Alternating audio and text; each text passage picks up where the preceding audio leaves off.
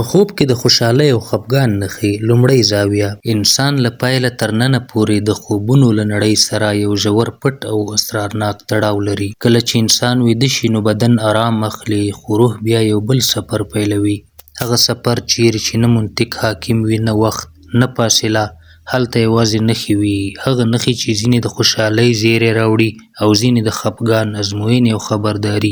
نن په دې غږیزه کیسه کې به موږ د خوبونو هغه نښې وڅېړو چې له پخوا راهیسې د علماو، مفسرینو او روحاني خلکو له نظره د خوشحالۍ او خفګان علامې بلل شوي دي. دا یوازې د تعبیر یو مخ دی. لومړۍ زاویه: روحاني او فطري نښې. په خوب کې د خوشحالۍ نښې: اول، پاکې اوبه لیدل.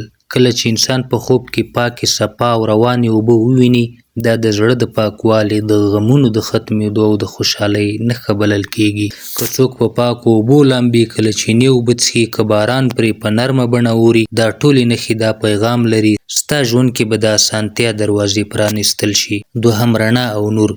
په خوب کې سپینه رڼا، روښانه لاره یا د لمر وړانګې لیدل د الهي رحمت او د زړه د خوشحالۍ علامه ده. دا خوبونه اکثره هغو کسانو ته راځي چې زړه یې مات وي، خو نیت یې پاک وي او صبر یې کړی وي. رڼا دا وایي ستا تیاره پای ته رسیږي. دریم، شین رنګ. شین رنګ د ژوند، امید او برکت نښه ده. شنه ځمکه، شنې ونې، شنې جامې. دا خوبونه اکثره د رزق، روغتیا او خوشحالۍ خبر ورکوي. څلورم، خندا او مسکا. که څوک په خوب کې ځان خوشحاله وویني یا نور خلک مسکي وویني، نو دا د زړه د سکون نښه ده، که څه هم انسان په بیدارۍ کې غمجن وي. دا ډول خوبونه وایي هغه څه چې ته یې غواړې ورو ورو تا ته رانږدې کېږي. پنځم، ماشوم لیدل. ماشوم په خوب کې د نوې خوشحالۍ، نوې پیل او پاک نیت نښه ده. ښکلی ماشوم، مسکی ماشوم، روغ ماشوم. دا د خوښ خبر، بریا یا د زړه هیله پوره کېدل ښیي. دوهم، په خوب کې د خفګان نښې. اول، تیاره او تنګې لارې. که څوک ځان په خوب کې په تیاره لاره کې وویني یا لاره ورکه کړي، دا د ذهني فشار، پرېکړې ستونزې او د زړه د تشویش نښه ده. دا خوبونه خبرداری ورکوي: ودرېږه، فکر وکړه، ځان مه بېلارې کوه. دوهم، چټلې اوبه. چټلې ولاړې یا بدبویه اوبه د غم، ګناه یا بد فکر علامه ده.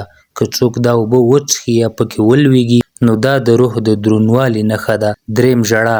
ژړا دوه معناوې لري، خو که په چیغو ژړا وي، سینه وهل وي، ویر او ماتم وي، نو دا د زړه د درد، پټ غم او راتلونکې ازموینې نښه ده.